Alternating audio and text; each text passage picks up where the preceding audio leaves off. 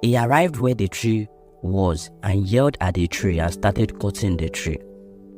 By the time Sandra and Miran could get to where Mr. Bright was, he had already started digging his machete into the tree. After a few minutes of cutting into the tree, Mr. Bright's hand began to shake. He adjusted his hand and continued cutting. Then his hand started shaking vigorously.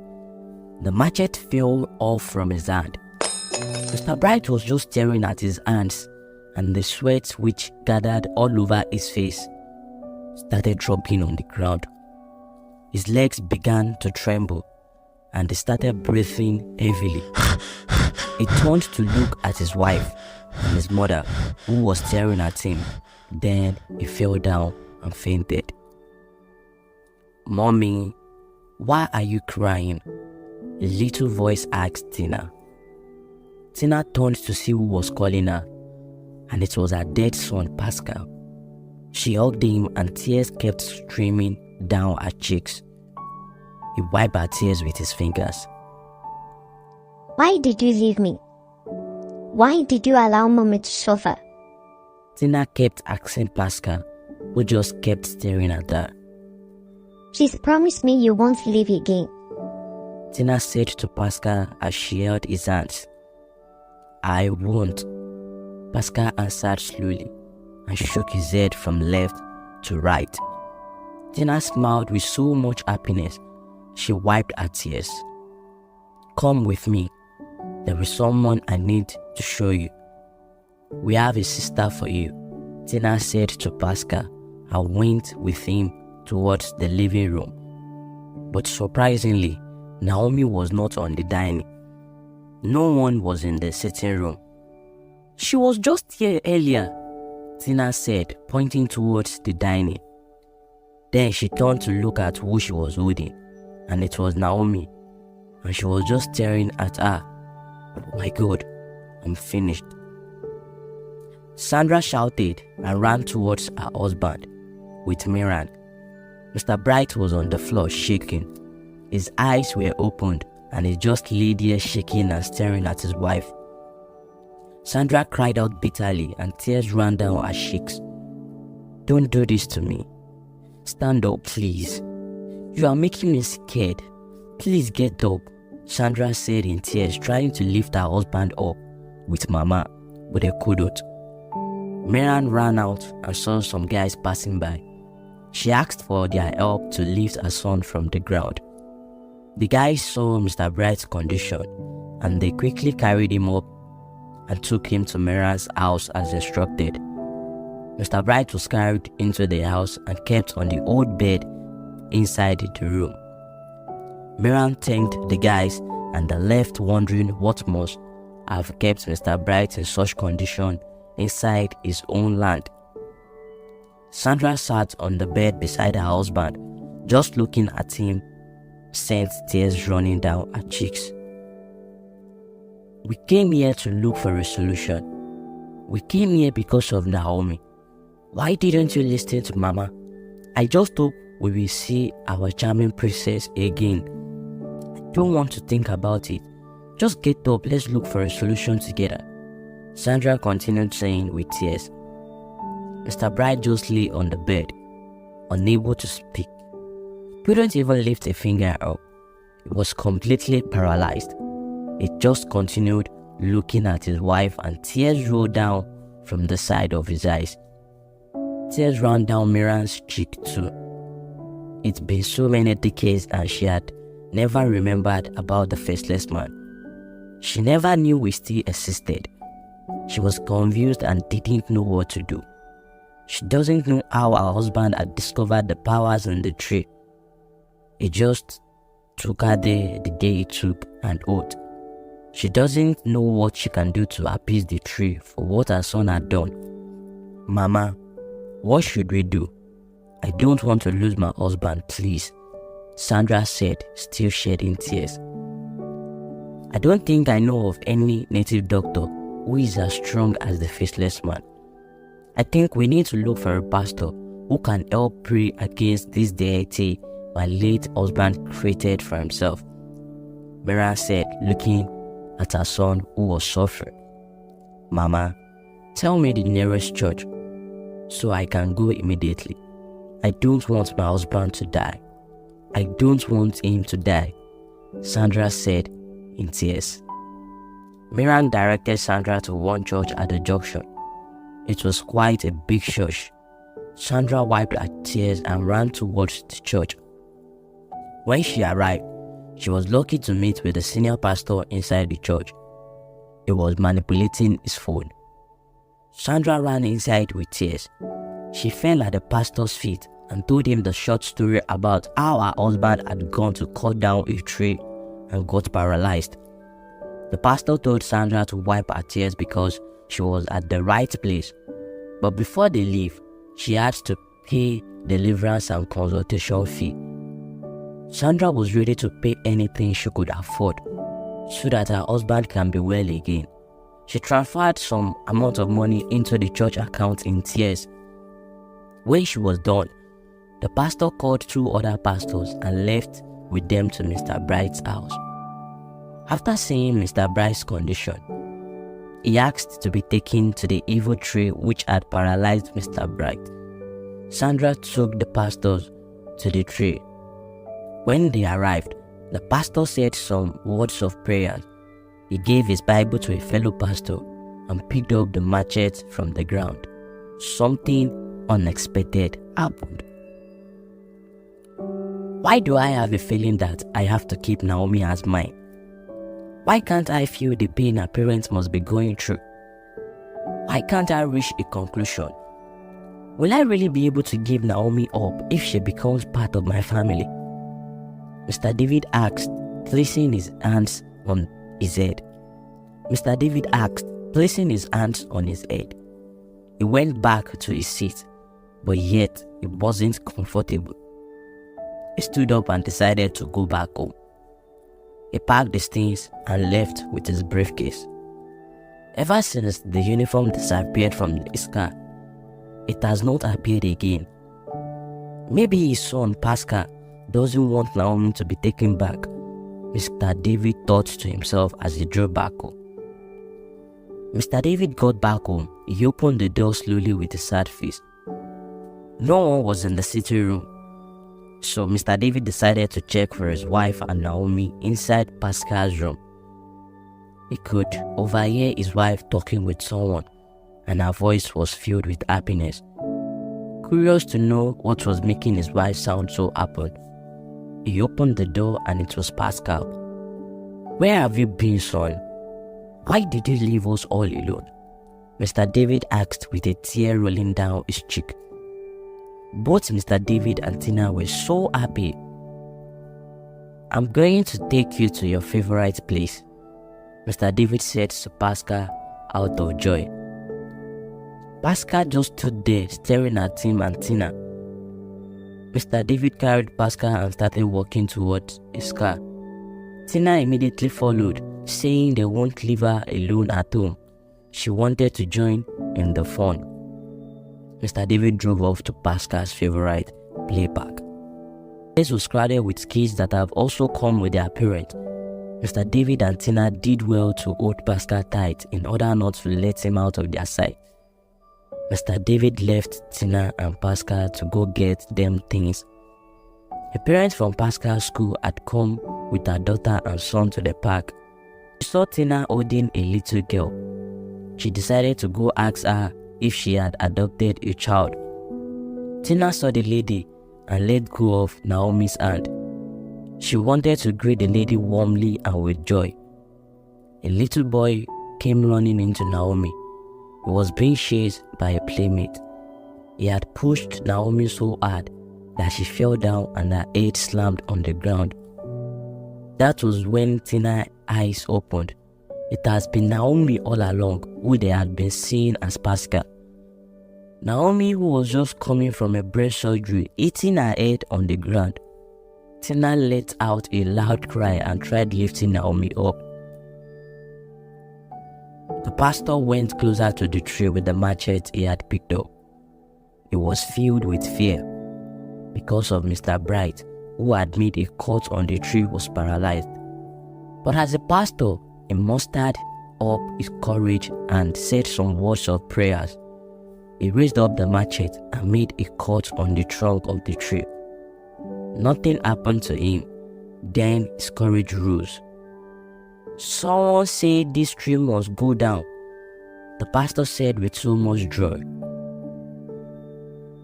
Someone said this tree must go down, the pastor said with so much joy. This tree must go down, his fellow pastors repeated after him.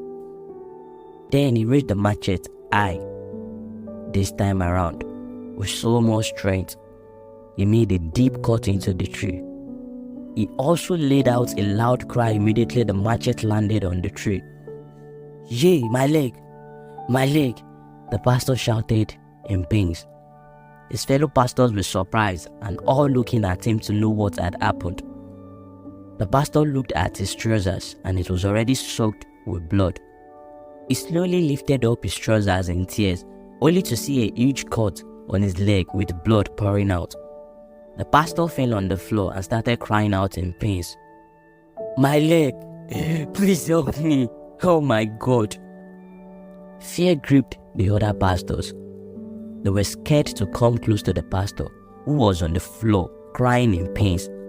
They both kept pushing each other to know who was going to help the pastor. A sensational wind began to blow and the weather started changing. The atmosphere was turning dark. A strange whistle accompanied with strange whispers were heard. A man without a face walked out of the tree. The pastors left their Bible and took to their heels, leaving the senior pastor who was crying out and calling them back. Sandra was scared, but her need to see her daughter and save her husband was greater than her fear. She knelt down in front of the being in tears, in front of the faceless man that came out of the tree. "Please forgive my husband. Please, I'm so sorry. No one told us we were to dedicate our daughter to you. Please bring back our daughter and heal my husband. I will dedicate her to you, I promise." Sandra said in tears, "Blood, only blood can appease me. The blood of an innocent child. Else it dies and the child never comes back to you." The voice echoed from the tree. The faceless being turned and walked towards the tree. No, please forgive us, please. I can't lose my family. Please have mercy, please." Sandra continued pleading in tears to the faceless being, who didn't seem interested in her pleas. It walked back into the tree without uttering a word, and the climatic condition changed and everywhere became bright again. Sandra looked beside her, and the pastor who was crying out in pain was lying dead beside her. It seemed like he had bled out on the spot because of how deep the cut was. Sandra cried out and ran out of the land. She ran home in tears. She entered into the house with tears rolling down her cheeks. Marian stood up anxiously, trying to know what happened. "Mama, he is asking for blood. Blood of an innocent child. How can I kill someone's child for mine?" "What about the pastor?" Marian asked inquisitively. The pastor is dead. He's dead," Sandra cried out painfully. Marian carried her hands on her head. She had warned her husband to let go of the land so many years ago, but it didn't heed to her advice. All this wouldn't have happened if he let go. If the popular pastor in the village just lost his life, then who was going to save them? Mama, I can't lose my family. You won't die. You won't die, Sandra said, hugging her husband and sobbing bitterly, while Mr. Bright just lay still and tears rolled down from the corners of his eyes. Tina let out a loud cry. She lifted Naomi up from the ground, trying to see the spot where Naomi had knocked her head. Naomi held her hands on her head and began to cry. Mr. David came back to see his wife holding Naomi, who was in tears. That was when Mr. David realized that it's the little girl he knocked down who he had taken for Pascal. He asked Tina what happened. She told him how Naomi was pushed down. Mr. David didn't waste time. He carried Naomi immediately and put her into the car. The doctor had advised them to take good care of Naomi for her to heal quickly. He had also warned that she could lose her memory permanently. He couldn't tell how he had been so careless to bring Naomi out in a public place. She was supposed to be at home for a quick recovery. He only hopes the fall won't cause any complications. As soon as he arrived at the hospital, he took her to the doctor who was in charge of Naomi's operation. He told the doctor what had happened. The doctor took Naomi in to check her out and see if there was any problem. He gave Naomi some painkillers and carried out several tests. Mr. David and his wife were seated and waiting impatiently for the doctor to come out. They only hope that she doesn't develop another internal bleeding. They both held their hands together. After a while, the doctor came with a report. Sandra wiped up the tears that was rolling down the sides of her husband's eyes. You won't die. You won't die. I won't let anything happen to you, okay? She said convincingly to her husband, who just lay still without uttering a word. Mama, Sandra called out to Miran. Do you know of any strong witch doctor? I can't let anything happen to my husband, and I can't stain my hands with blood. I don't even know where I'm going to get the blood of an innocent child, Sandra said, wiping her tears. Miran was sobbing, looking at her son's condition. Mr. Bright was lying still, without making any move. It seemed like even his lips were sealed. I think, yes. I have heard of a strong witch doctor. I haven't visited him or know where he stays, but I know someone who can take me there. I have heard so much about his greatness. Mama, please, go get him, please. Ask for where he stays. I want my husband to be well again. Please, Sandra said. Miran immediately tied her head with a scarf and left immediately to go get the witch doctor. She left, leaving Sandra all alone with Mr. Bright. Mr. Bright was not happy his mother was going to get a witch doctor. He believed God was the only one who could get them out of the mess they found themselves. He only regretted acting in a haste. He tried so hard to tell his wife to call his mother back, but he couldn't. He couldn't move any part of his body, including his lips. The more he tried, the more the tears rolled down the side of his cheeks. Sandra, who didn't get the signs why her husband was shedding tears, tried wiping them off, but she couldn't help but join him, sobbing bitterly and hoping for the best. Miran took quite a long time. It was already getting dark. Mr. Bright had already urinated on himself. Sandra noticed it and changed him with an old clothes she saw inside the house. Mr. Bright kept crying as his wife changed his trousers. He couldn't believe a full grown-up man like himself would urinate on his trousers without knowing. Finally, Miran came with the witch doctor to the house. With the help of his helper, Mr. Bright was brought out of the room and laid on the floor outside the house. The witch doctor stared at Mr. Bright. He stood still for a while. Then he started making some incantations continuously. After a while, he lifted something which looked like a bone tied with red ropes. He placed it perfectly on Mr. Bright's forehead. Immediately he did that, a strange whistle began to blow around the vicinity. Then, strange whispers could be heard all around the building. It got darker. Sandra knew the faceless man was coming because same thing happened earlier with the pastor. "Show your face. Show yourself," the witch doctor said out aloud and started making some incantations continuously. It began to blow whitish stuffs around the building. A strange wind carried the witch doctor high up and then allowed him fall to the ground. The witch doctor fell with a great thud to the ground. He quickly picked his things and took to his heels, running off like someone who had broken his leg. Tick-tack, tick-tack, tick-tack. A voice echoed from the wind. "Please, we are sorry. I don't know where I can get the blood of an innocent child. Please show us mercy." Sandra kept pleading in tears as the whistling and whispers dispersed. Everywhere became calm. Mr. Bright suddenly started shaking vigorously. Sandra ran to where her husband lay and tried holding him as tears ran down her cheeks. Mr. Bright was not able to talk. His lips were bent toward a corner. Please, find a place in your heart to forgive my family for everything we are putting you through. I'm so sorry. Forgive me, Sandra," Mr. Bright said slowly with tears rolling down his cheeks. "Stop it, please. Please, you are not going anywhere. What will become of me?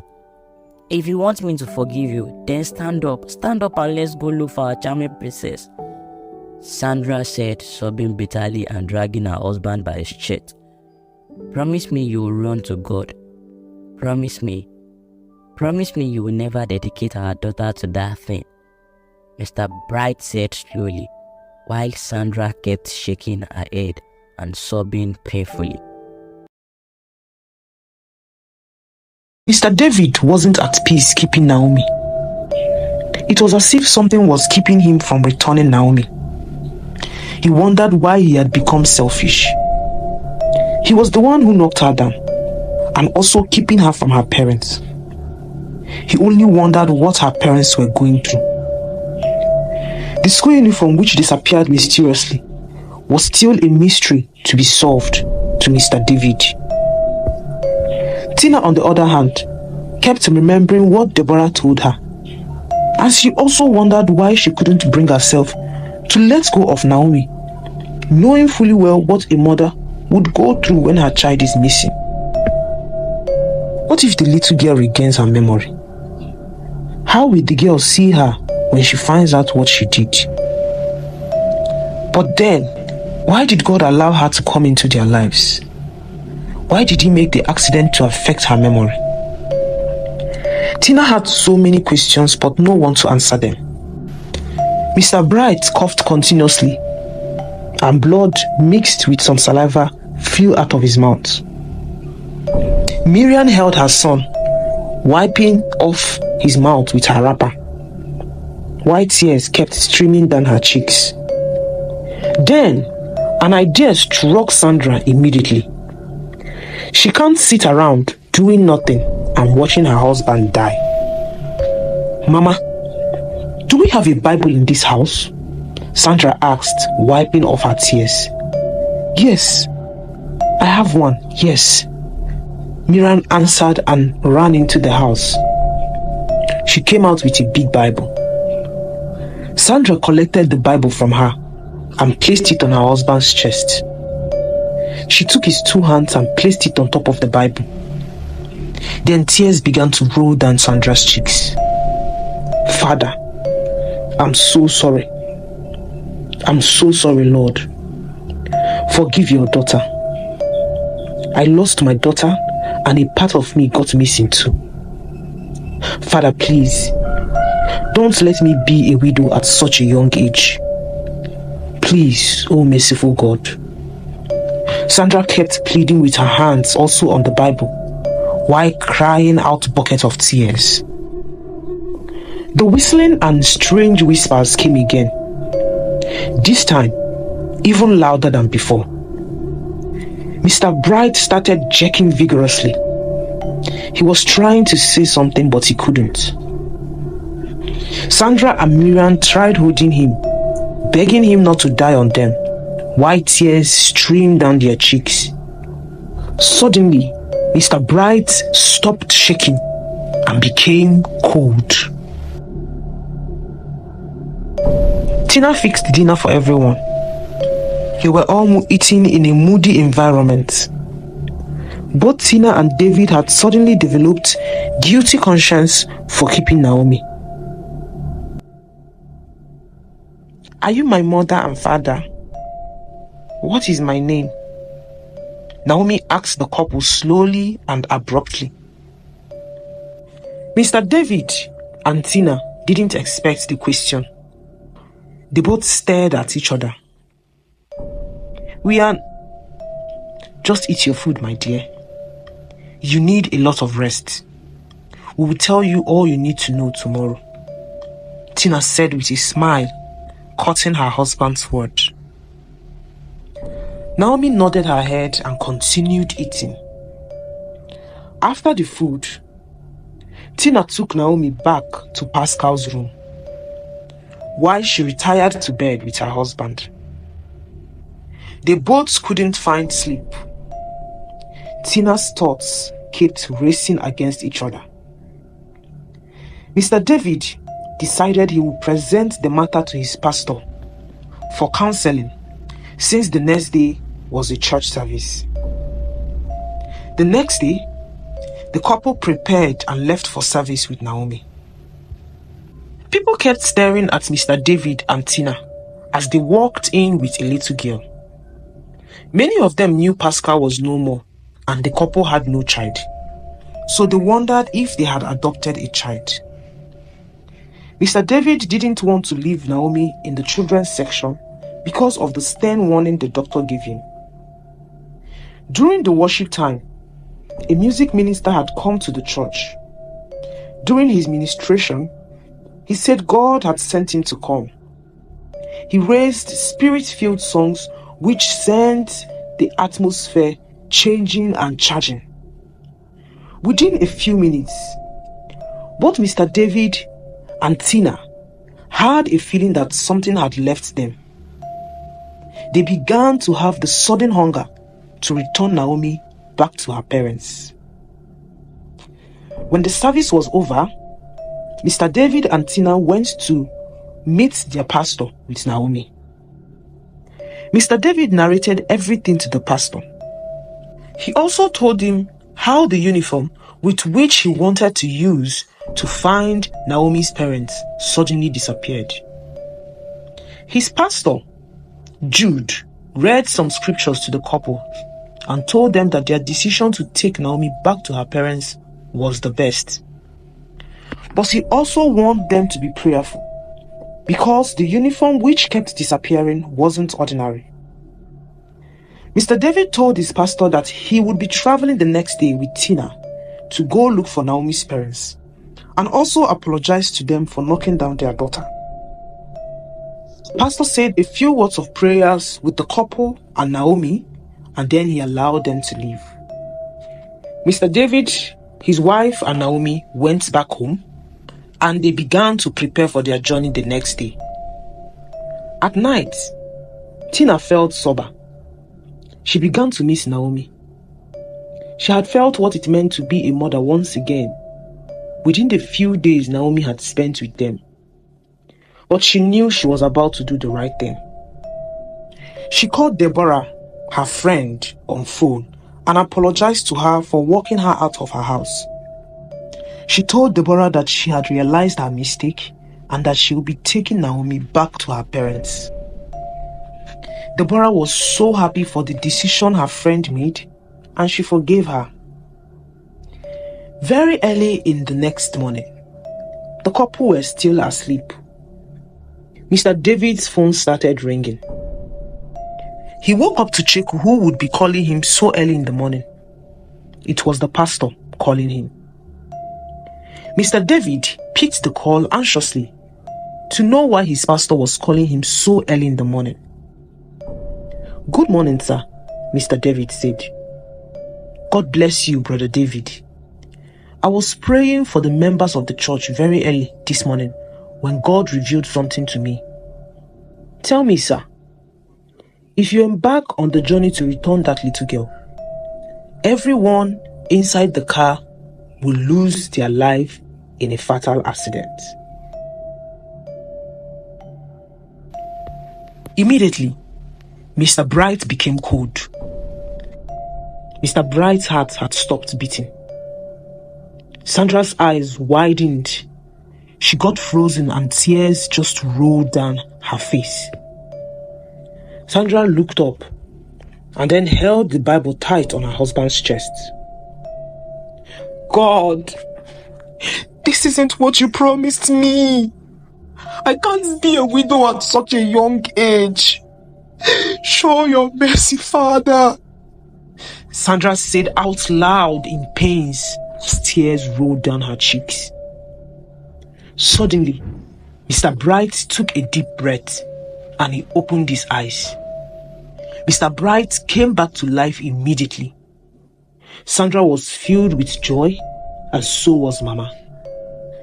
They both held Mr. Bright tightly, and tears of joy kept running down their cheeks. Sandra thanked God gratefully and only hoped her husband gets healed from the afflictions of the faceless man.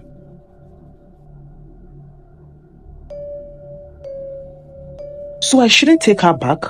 Mr. David asked the pastor. No.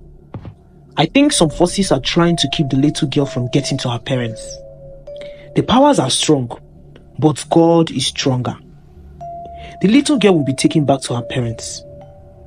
There's a ministration in my spirit to go with you. I'll wait for you to come pick me up. Thank you so much, Pastor. God bless you, the pastor said, and hung up. The phone was on speak out, so Tina had everything. She immediately went to Pascal's room to check on Naomi. Naomi was sleeping soundly. She came back to her room and began to prepare. Within an hour, they were all ready to leave. Mr. David drove to the pastor's house in order to get the pastor to go to the journey with them. When they arrived, the pastor said some prayers holding their hands. Then he anointed the car and everyone inside. Then the journey began. Mr. David drove for hours. On getting to the entrance of the city, something mysterious happened. A lorry driver left his lane and started driving with so much speed towards Mr. David. It was as if the lorry's brake had failed. It drove directly towards Mr. David. Mr. David tried going off track, but it was as if something held his hand so tight so he could clash with the incoming lorry. Mr. David couldn't explain how it happened, but both his car and the lorry stopped without clashing into each other. The pastor came down and saw it and began to praise God because it was only a miracle from God. Because both cars stopped instantly in front of each other. Mr. David, his wife, and the pastor kept thanking God for saving their lives. Mr. David wanted to talk about the accident, but the pastor told him a bigger battle was up front and he should still be in faith. Mr. David drove straight to the hospital where he had taken Naomi to. He went to see the doctor, but unfortunately, neither Bright nor Sandra had left their number. Mr. David then thought about going to the police station when a nurse stopped them on their way out. She knew the headmistress of Naomi's school. She told Mr. David that she knew the school Naomi attended. Mr. David asked her to take her to the school. She joined them inside the car and directed them to the school. School was still in session and the gate was locked. The nurse knocked on the gate. The headmistress opened the gate when the nurse said she was the one that was knocking. The headmistress was surprised to see Naomi. She immediately carried her up in so much joy. Where did you see her? Were you the one that knocked her down? Thank God you're okay, my daughter. What? Please, can you help us call her parents? Mr. David calmly asked, cutting off all the questions the headmistress had. The headmistress had Sandra's number. She dialed it and it was switched off. Then she remembered that Sandra had lost her phone the same day Naomi got missing. She asked some of the teachers if they knew Naomi's house. One of the teachers knew her house, so the teacher left with Mr. David and the others towards Sandra's house. On arrival, they were told by the neighbors that Mr. Bright had traveled to the village with his wife in search of a solution for their missing daughter. Mr. David thought about what he was going to do next. Going back was not an option. It was better they return Naomi before her parents would do something they would regret. Pastor Jude told Mr. David that God just ministered something to him. He needed to get to Mr. Bright's village before things would get out of hand. Mr. David asked for Mr. Bright's village, his full name, and luckily for them, Mr. Bright's village was just the next village after that of Tina. So they set off and drove towards his village. It wasn't that far. It took barely 2 hours and they got there. Mr. David started looking for Mr. Bright's compound, and he was well directed because of his surname. On getting to Mr. Bright's compound, there was Mr. Bright lying down outside with Sandra, who was sitting beside him. She was struggling to feed him after he had refused to eat. The black Lexus parked inside the compound, and Mr. David came down from his car. He walked towards Sandra. Good afternoon, ma'am. Is this Bright Umebi's compound? Mr. David asked. Yes, this is my husband and I am his wife, Sandra. She said. We are in the right place, Mr. David said out loud, and the pastor came down from the car. So did Tina and Naomi. Sandra tilted her head to see who was coming from the car, and it was her charming princess Naomi. She immediately jumped up. Our princess is back! She is back! Sandra shouted and ran towards Naomi, with tears of joy streaming down her cheeks. She hugged Naomi tightly and started laughing and crying at the same time. She dragged Naomi and went towards her husband. Our charming princess is here. Stand up and lift her up like you do, Sandra said with tears in her eyes. Suddenly, there was a great change of the atmosphere and a great whistling sound was heard. The whispering came slowly and added velocity with time. This is it.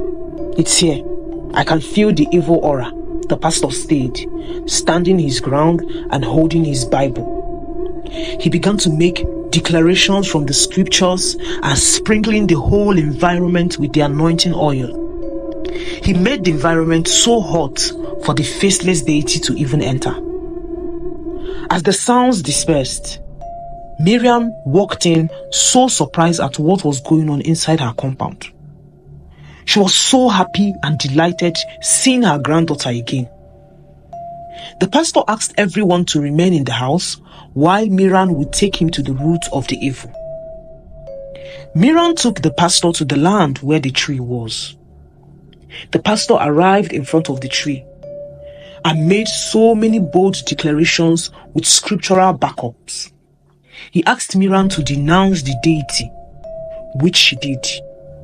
Then he ordered Miriam to go and get boys who will cut down the tree. As Miriam ran off to go get the boys, the pastor continued praying. The faceless man walked out of the tree with blood dripping down his hands. It looked so weak. It fell down and disappeared. Yet, Pastor Jude kept praying. It took a while. Then the boys came and cut down the tree. By the time Miriam would get home with the pastor, her son, Mr. Bright, was already sitting down on a chair outside, looking so healthy and strong again. She ran in and hugged him with so much happiness. Mr. David already explained everything to the couple, and they forgave him because they knew it was the manipulation of the faceless man.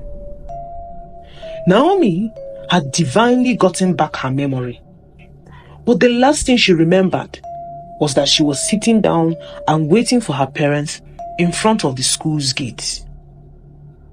Pastor Jude told the family to always put God first and desist from idol worshipping, which can put the future generations at risk.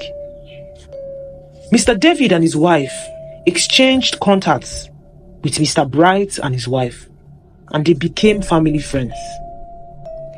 Mr. Bright lost his job when he went back to the city because of his absence from work for days. Mr. David got him a better paying job with his connections. A year later, God blessed Mr. David and Tina with a beautiful baby girl who they named Pascaline. After 3 years, Mr. Bright had a son who he named Pascal, while Mr. David gave birth to another boy who he named Bright. Mr. David invited Mr. Bright for his son's dedication service. Mr. Bright and his wife, who now owned a car, courtesy of Mr. David, drove all the way to Mr. David's city to honor the invitation. During the sermon, the pastor talked about causes we may not know about, which keeps us in bondage, and also the importance of being good. Sandra and Tina were staring at their children with so much joy in their hearts. Who would have thought they would be the mothers of children again? The moral lesson of this story reminds us that sometimes decisions that we take because of greed or the need, the urge to hold on to material things might have effect in generations to come. But we must always remember that God Almighty still has power over all powers on earth. The end. Thank you so much for watching, and please do not forget to subscribe to our YouTube channel. If you enjoyed this story, give it a thumbs up, comment and share. Thank you, and God bless you.